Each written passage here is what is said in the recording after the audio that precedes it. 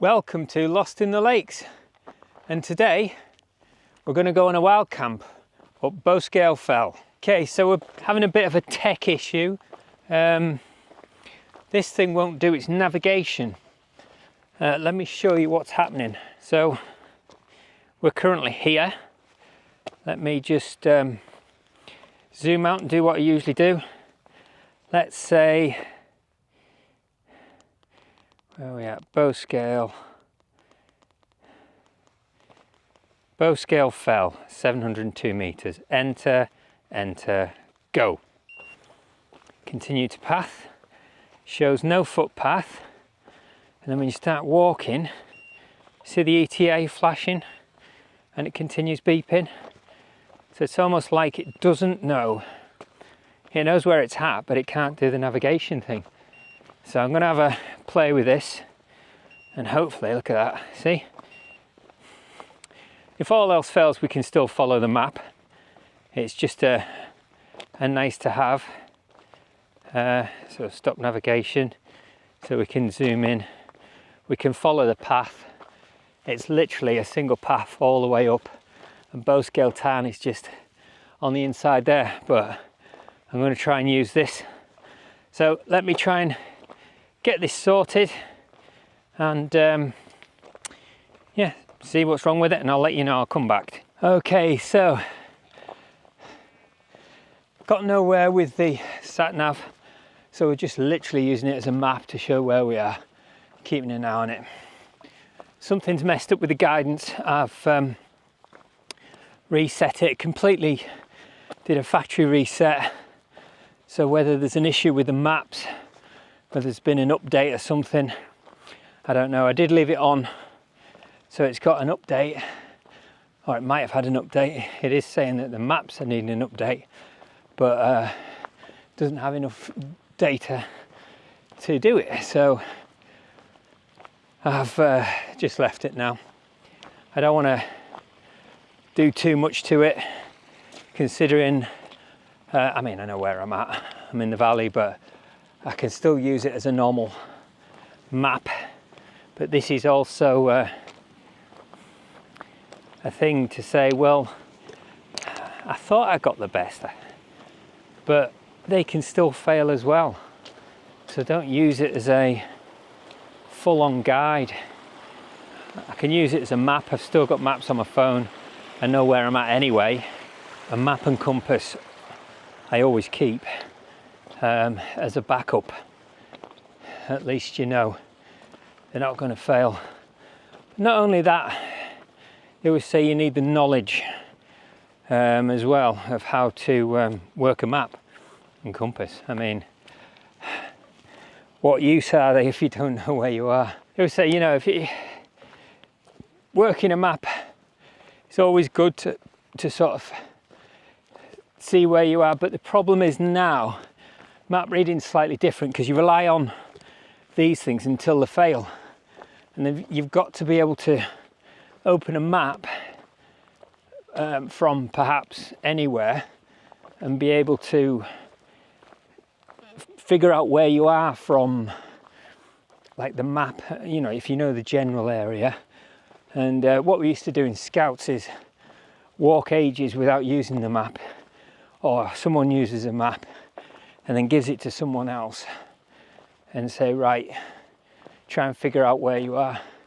So it is quite useful if you're in a group to do that kind of thing, just to get on your map skills, you know, orientate the map, use the compass to get a bearing of where you are, and you know, just on the lay of the land if you can see it, or just on sort of walls and gates and things like that, and just try and sort of use that kind of knowledge to find out where you are.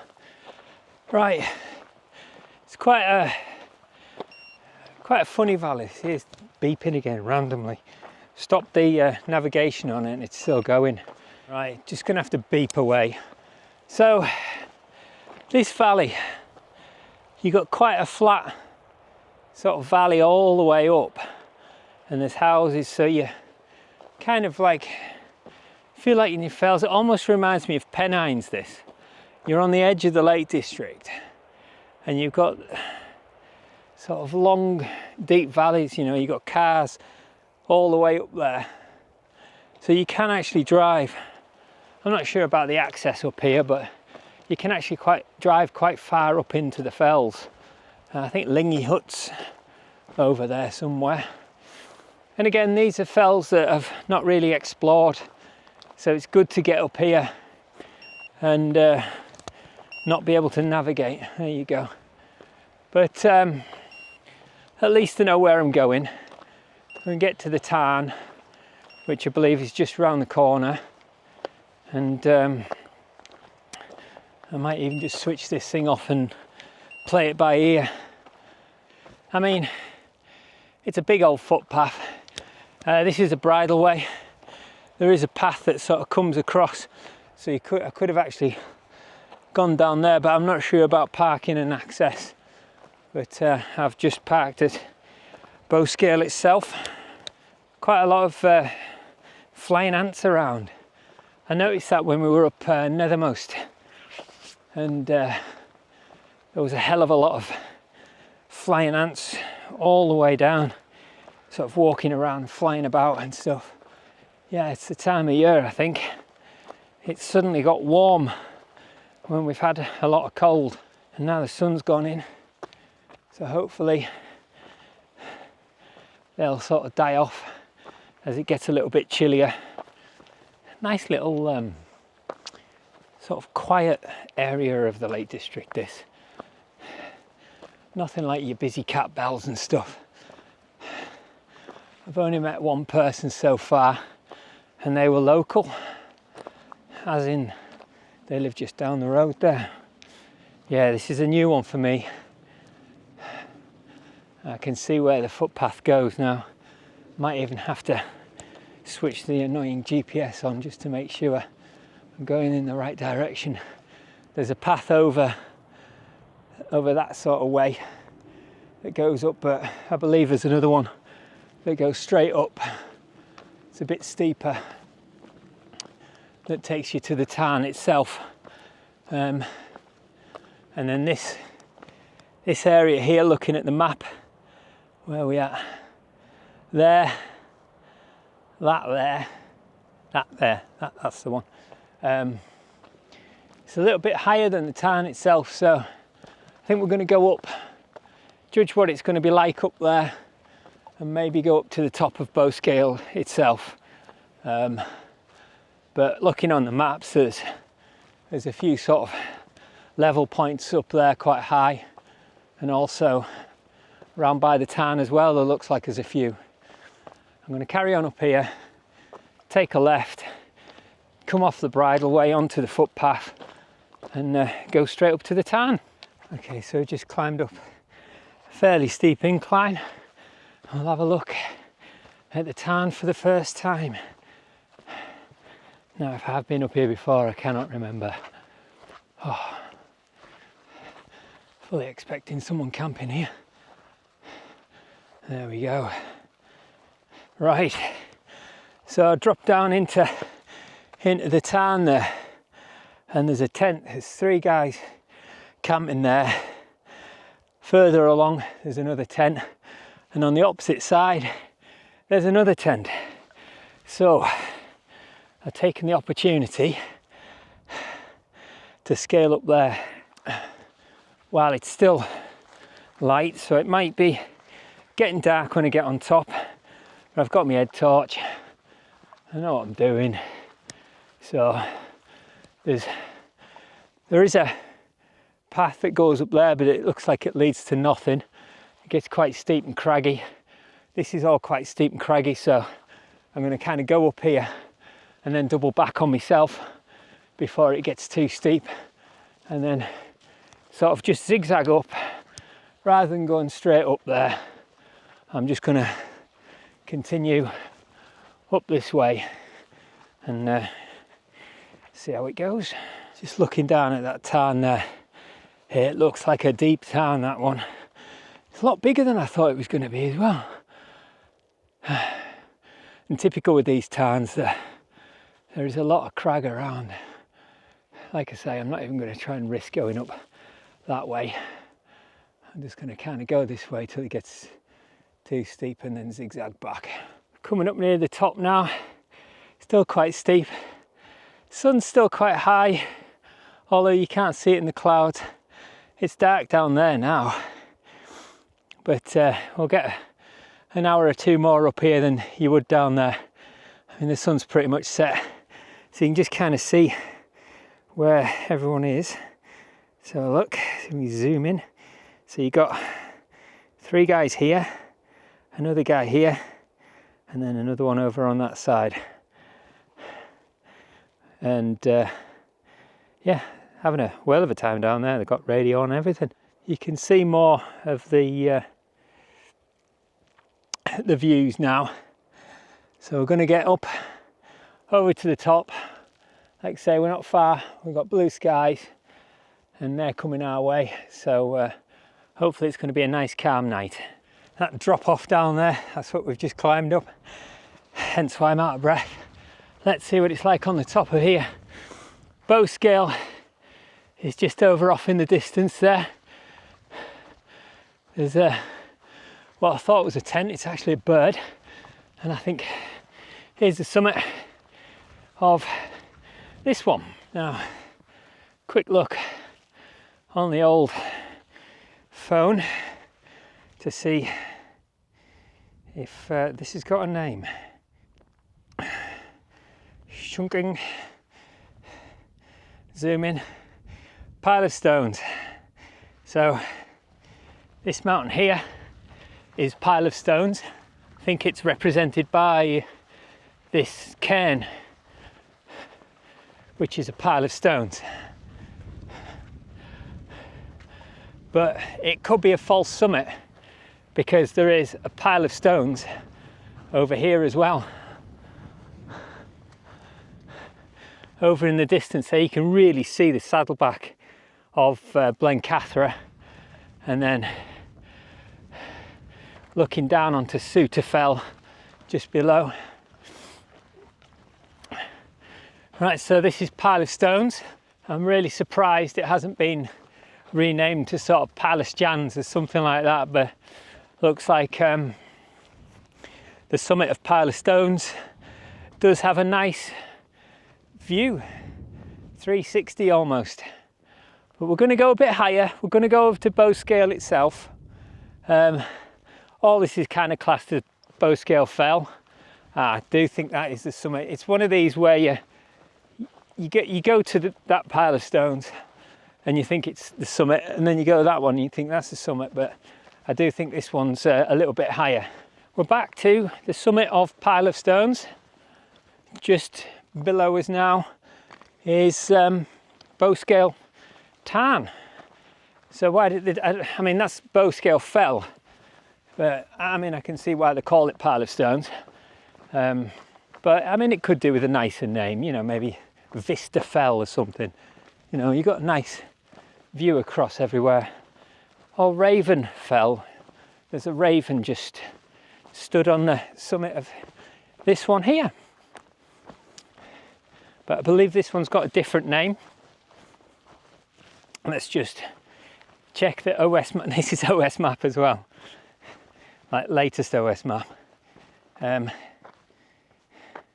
Okay, yeah, so Tarn Crags is where the crags are above the tarn, and we're just coming off Pile of Stones, and then we're going to well, let me show you. Right, so that's where we are, Pile of Stones.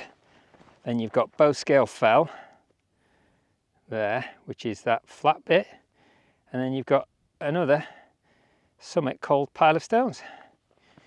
So they must have ran out of names at this point. You know, they've called the flat point over there Bowscale Fell, and this one and this one here have the same name, both called Pile of Stones. So like I say, we're going to go up to the summit. We've still got a few hours of sun left. The sun's still there, so we've maybe got about an hour to 2 hours of sunlight. I think what we might do, yeah, we'll go up to the summit of Pile of Stones. We won't bother doing Bowscale Fell, which is that. We'll go up to the second summit of Pile of Stones. I'll just go over to here. This is where the raven was sat. This is another pile of stones. Just looking at the ground and seeing what it's like for a camp. I think this is going to be,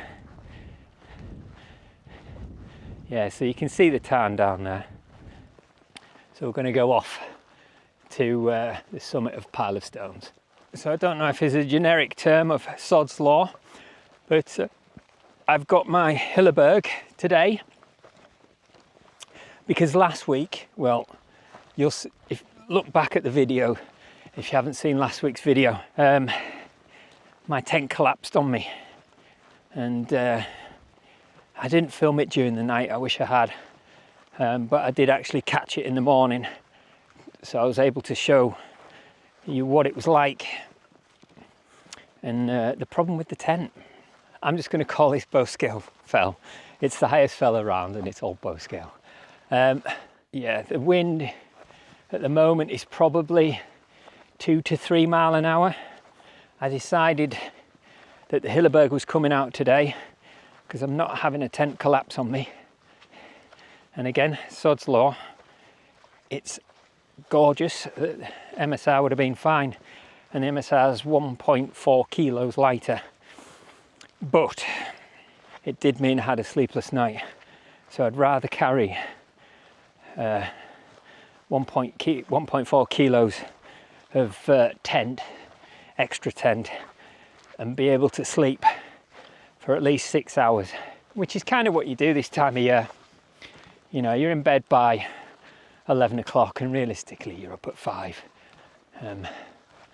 But we'll see if we can get a summit camp.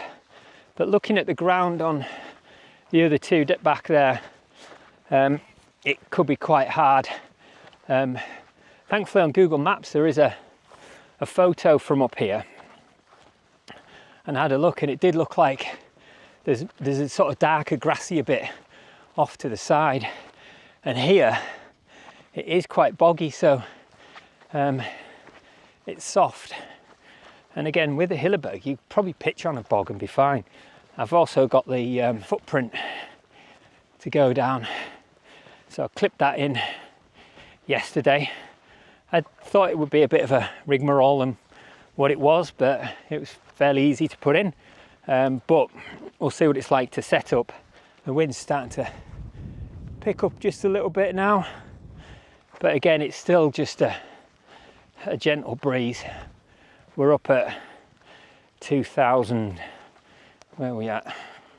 2,300 feet, and it's on the map, it's classed as Bowscale Fell, but it just shows 2,200 feet. So there's not much difference in it really, but I'm hoping when we get up here we get a nice 360, because I think this is one of the higher mountains around here, around this sort of northern fell range, so we can hopefully get a nice view of the fells. I mean, it's lovely seeing all this, but it's quite flat, so I'm hoping to get up there and see sort of back of Skidder and likes of Blencathra, even Helvellyn, maybe down there if it's clear enough. The clouds are quite high. I'm getting a nice little breeze actually, so that's quite refreshing. And the good thing is, when I was down at the town there, you had the tents closed and there was flying ants sitting on, they had green tents. There was one brown tent, 2 green tents, and the flying ants were sat on the green tent. So it looks like flying ants like green tents. I'm more glad I got this greeny brown tent, although my other tents are green. I've always said, you know, the higher you go, the less the midges and what have you. So hopefully the little effort, or the effort that I've put in to climb up here, to be one by myself And 2, out of Midland. I think I'll save the tarns for winter, and when the weather's nice like this, get up a bit higher, get the views. That's one thing you don't get down there. It's well hidden. I mean, where the guys were camping, it's really shaded and you're not going to get anything. So it'll be good for bad weather camping. Nice and shaded, quite easy to walk up to. Certainly a winter camp, be a good one for that. And again, easy access off.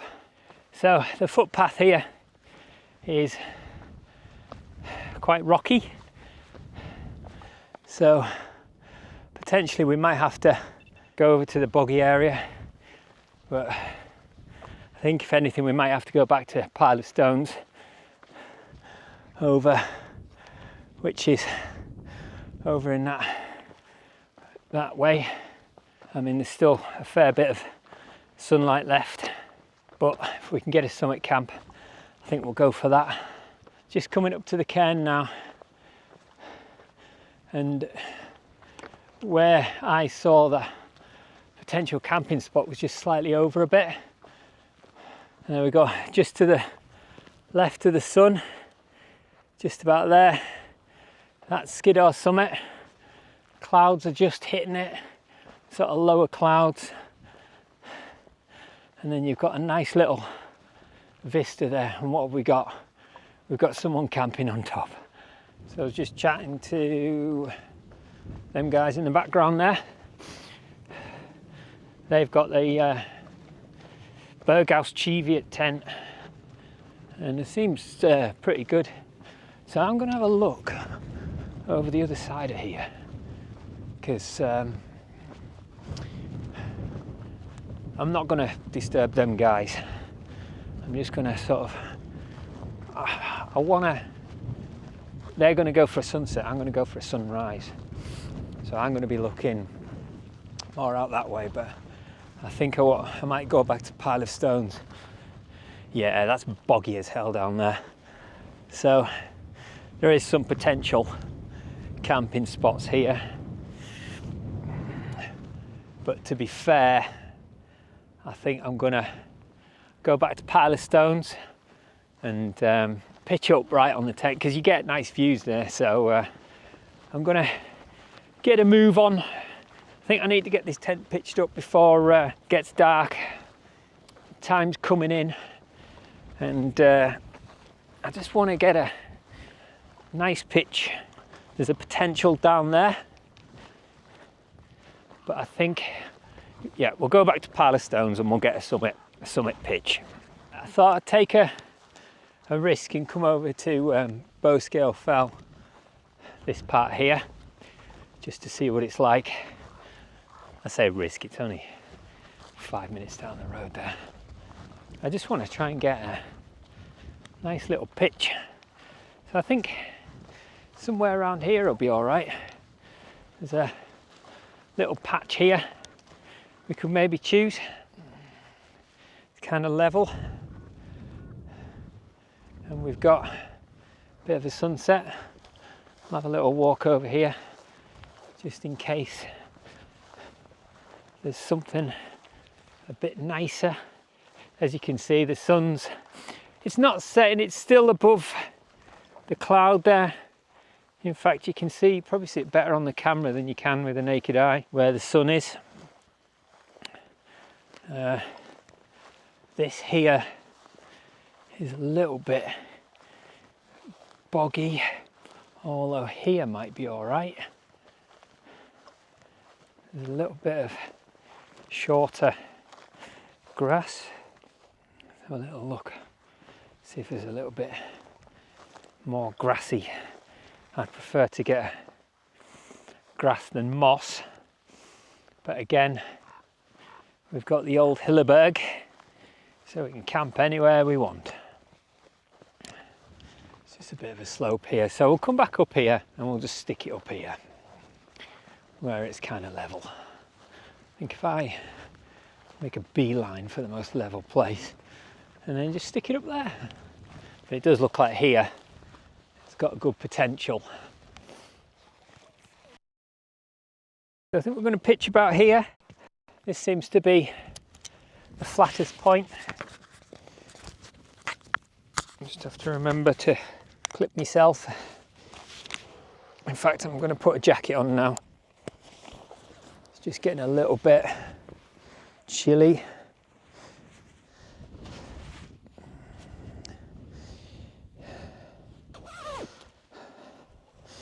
Right, time for the third pitch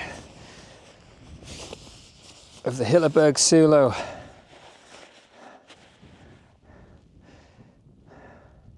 Sunset's there. Don't think we're going to get much sunset, but we'll try and get this up before the sun is setting.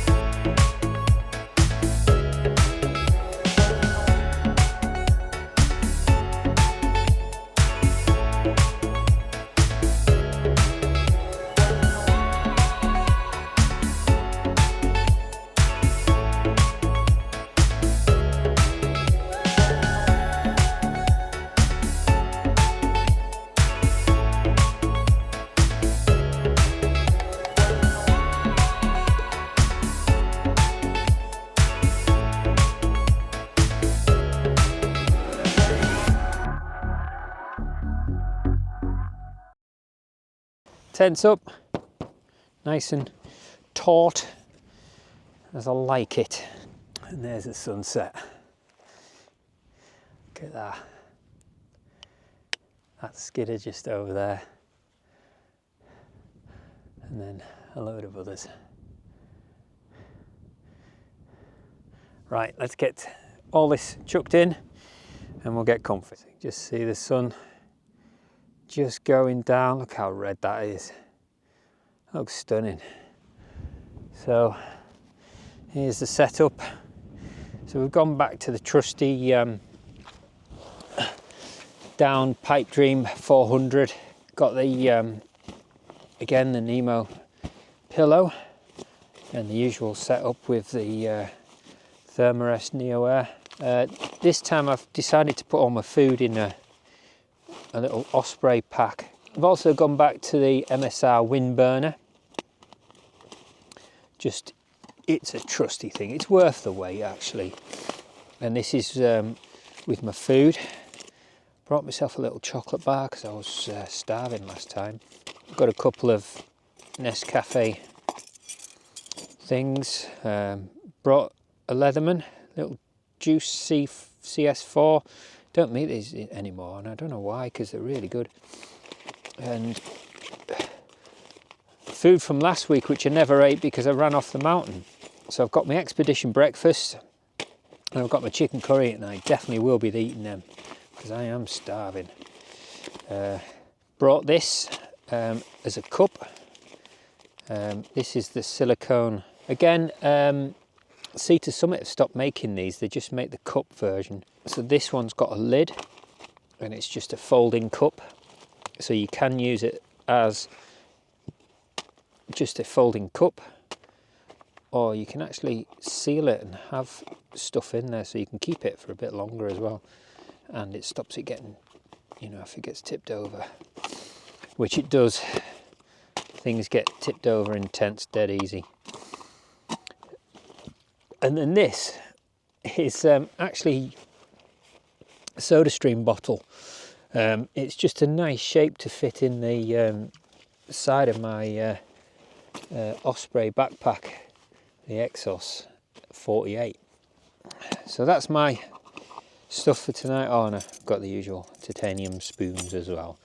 That one I use for just stirring stir in the cup, and that one for eating these things, because it's so much easier for getting down and into the corners and eating these. Chicken curry tonight, an expedition breakfast for tomorrow morning.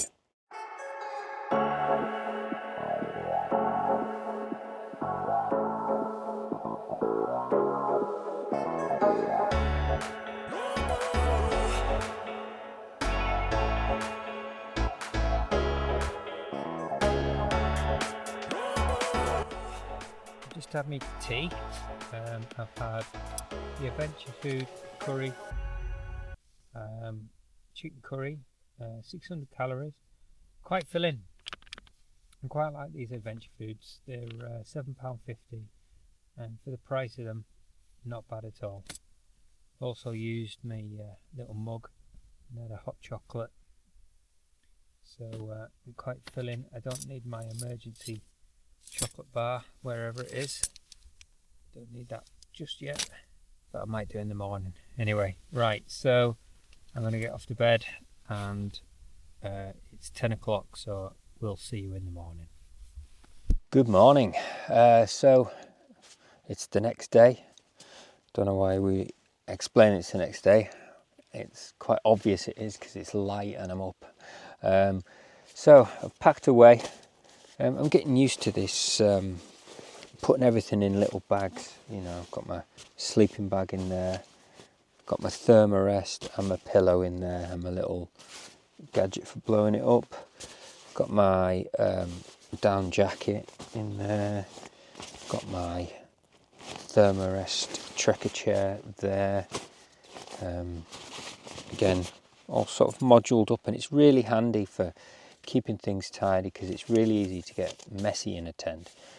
What I need to do is try and sort out my sort of gadget area, because I've got my light, my battery pack, my Garmin, my phone, and then my headphones. And just when I'm sort of like packing away, it's nice to sort of compartmentalise everything, if that's a word, and obviously chocolate. So I've got my little cooking bag here as well, so you know, at night you can sort of like shove everything in it. So it's all about sort of organising things, because tents, small spaces can get messy really easy. So I'm just about to have my breakfast. I'm going to have the Expedition Food, the Adventure Food Expedition breakfast. Keep meaning to have breakfast in the morning. It's all too easy to just walk off a fell, but I'm going mountain biking later, so I need my energy. So I've opened the tent out, and it's really good for sort of getting stuff ready and everything like that. The footprint, if you can see it, footprints there. Again, really good. Just big enough to put your stuff on, and I can just shove my shoes. There's like a little, I don't know if you can see it there, there's a little grassy space, so you can shove your shoes sort of on there if they're wet. Went out just before to have a look. I'd show you outside, but it's just white. Have a look. There we go. Nothing to see. It's supposed to clear up, but it's taking its time. I don't think it's going to. That little wire that's glowing is really useful, because you can't see what's going on with that.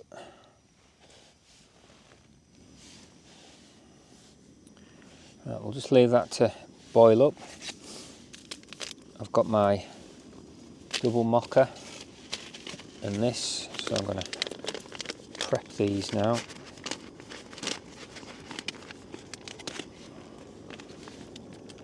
Usually by the time you've sorted these out,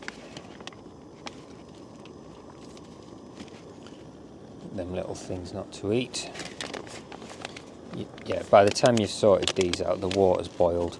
Only need 150 millilitres for that.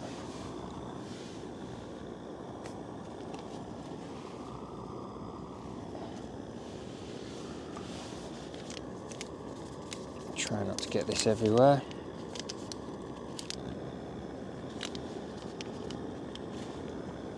Just got it on a slow boil at the minute. Right, so there's my little cup.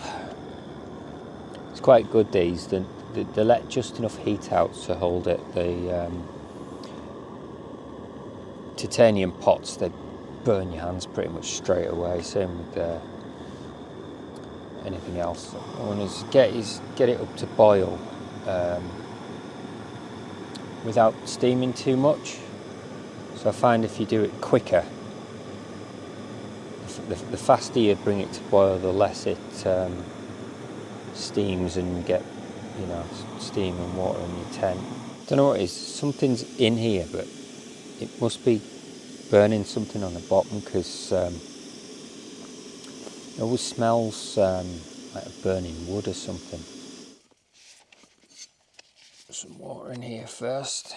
Made this mistake before by not stirring this when it was hot, and you get some horrible dried lumpy bits. Set a timer for 8 minutes. 8 minutes, counting down. It took her a while to figure that one out, didn't it? So I've got my breakfast here, got my brew, and yeah, so this tastes a bit like a porridge and alpen mixed together. It's it does well at filling you up though. When you look at that picture on the front, it actually tastes what that looks like. You know, like, yeah. What is it? Is it like a muesli, or is it?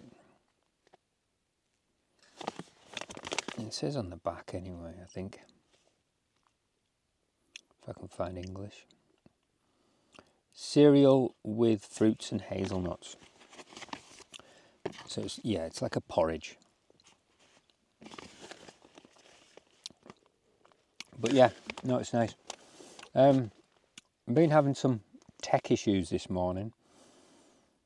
Again, the battery charger I've got here, it's like a little case that holds my camera batteries in. Wasn't charging. I thought it was one of the batteries had failed, but I think what it is there's a little bit of condensation I noticed in the corners, and this was in the corner. So I'm just wondering if some water's got into the charging port, because my little charger, it's a clever little thing, it was saying overload. And it certainly wasn't overloaded. This is my battery. It tells you everything, which is quite good.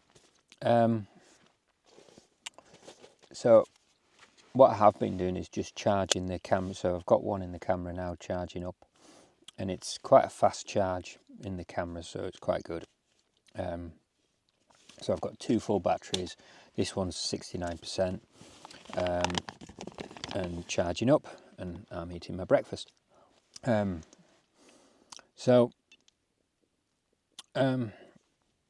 With the tech issues I had with this thing yesterday, I do believe it's something to do with the mapping. Because if I try and navigate to anywhere on that bridleway, it just refuses to navigate to it. There's another little path next door, over there, and if I navigate down that way, it works fine.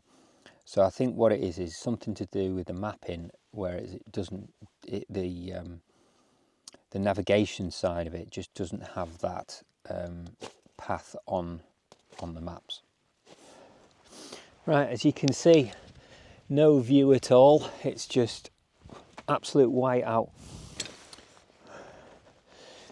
So I'm not going to get this tent dry.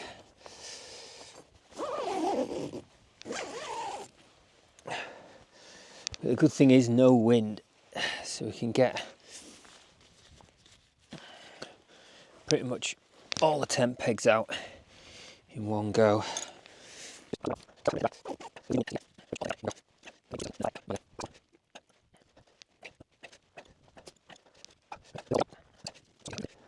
You can see where I've been because basically it's dry there.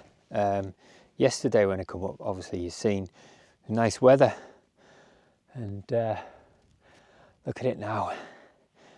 Can't see anything. Now I do believe, I've had a look, so the path goes off that way and to the right. So I'm going to go down there and hopefully we'll get a little bit more views as we descend. Start seeing a bit of clearing coming through. There is a path that goes off down there, but looking at it, it is quite steep. If it had been dry and clear off, I could see it, I would have probably just gone down there. I know this one gets steep as well. There's not sort of any real easy way off here, but you can just see it now, and you can see the clearing. Probably if I go over here now, you might be able to see the tarn. Tarn's just back there at the moment. That's where them guys are, just packing up. The third guy that moved along, I believe, yeah, I think he's either gone or he's moved around a bit further. But them three guys, they're packing away. So I'm going to head sort of down that way. Sod's law, it's starting to clear now, but looks like there's more cloud coming in. But you can see the cloud coming up and over the mountain. And that's what happens, the cloud, even though it's lower, when it hits the mountain, it kind of just goes up and over, it doesn't go round. And you can see pretty much there what it's doing. I'm not sure if the GoPro will pick it up that well, but if I had time, that would look spectacular on a time lapse. But it looks like we've got another load of grey cloud coming in, so we're going to get off down and then follow this track, meet back up with there, and then back onto the footpath. That's the path that comes down that I was originally looking at. Actually, it would have been going all right up there in the dry, but coming down here today, I think that would be a bit of a nightmare.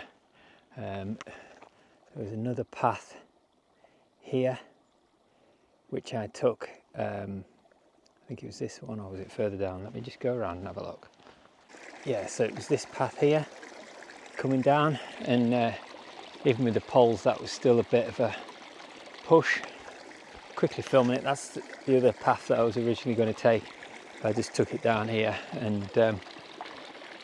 that path there is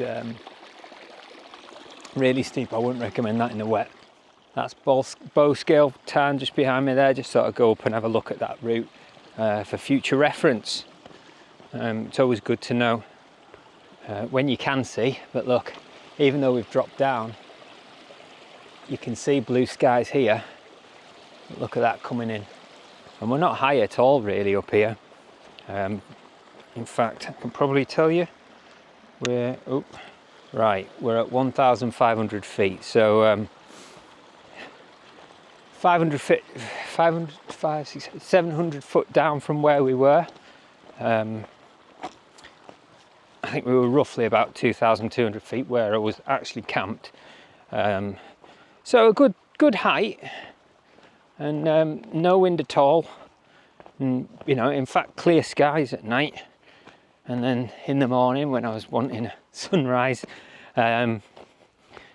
we had this like literally white, and now it's dropped into 1,500 foot. If I get round the corner here, I should be able to see what the cloud level is. You can see the cloud level where we're at. We're going to sort of taking a diagonal descent down here now on this path. This path is classed as a bridle way, so in fact I could gravel bike up here actually. So this could be one in some sort of time to try out gravel biking a bit further. I'm just toying with everything. Those that don't know me, which is probably quite a lot of people that watch these videos, I do mountain biking and I've got a gravel bike as well, so I do a lot of biking. This stuff is new to me this year. When I say new, back at it I suppose. I used to do a lot of camping when I was younger, with scouts and doing the DV and all that kind of stuff. So I've been on and off, but never really sort of as much as I'm doing now.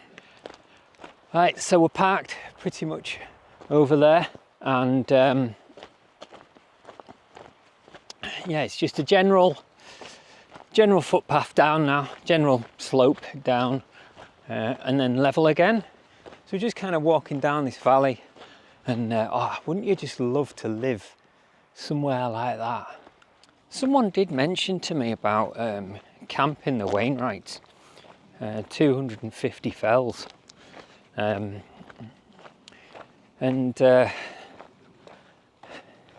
kind of thought, yeah, you know, that's maybe a thing, but when you look at some of the Wainwrights, they're probably not campable, but you know, like Great Gable, anyone that's been up there, I don't think there's any place on top of there. You know, if you want to camp on top, there's not really any place. Your bowscales and stuff like that all around here got quite grassy tops, so they're easier to camp on. Maybe that's one thing I need to try, camping on like hard ground and using rocks. Right, so we're coming to the end of the valley, having a look at this cloud, and it looks like it's going sort of south, so probably just going to miss it. I don't think we're going to get any rain this morning. Just checked the weather map thing and it says no rain due in this location, so hopefully we'll get home dry. Tent's wet, so I've still got to dry that out. This is the end of the wild camp, but the start of many more around this area. I think this is quite a nice little area, this. I'll definitely come back here. I think Bowscale Tarn's definitely one for a winter camp. It's very shaded and quite easy access on and off. You could do it on a bike, or you can just walk on foot. And yeah, that's been another successful wild camp. This has been Lost in the Lakes, and we'll see you in the next one.